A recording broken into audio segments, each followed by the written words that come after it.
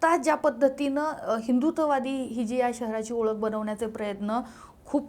मोठ्या पद्धतीने चाललेले आहेत, ते रोखणार कसे तुम्ही? कारण हे पण एक मोठं आव्हान आहे ना, ह्या सगळ्या गोष्टी तुम्हाला देत असताना, त्याच्यावरती बोलत असताना शहराची ओळख, आयडिओलॉजी, लोकशाही, ज्या संविधानावरती हे सगळं चालतंय ते संविधान, हे सुद्धा महत्त्वाचे मुद्दे आहेत आणि लोक त्याच्याकडे बघत नाही आहेत का, हा एक प्रश्न. तुमच्यापुढे ते आव्हान आहे का नाही, असं काय वाटतं तुम्हाला? तुम्ही जे म्हणायला सांगितलं की नाही की हिंदुत्वाचं हे सगळं चालू आहे असं तसं वगैरे, माझं एक त्याच्यावरती एक छोटासा विचार असा आहे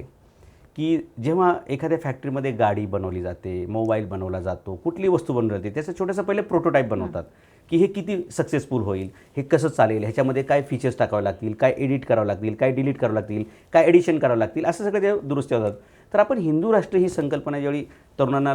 काही लोक सांगतात, त्यावेळी मला असं म्हणायचं की ते हिंदू राष्ट्र आपण नंतर पाहू, पहिलं आपण एक हिंदू गाव बनवूया,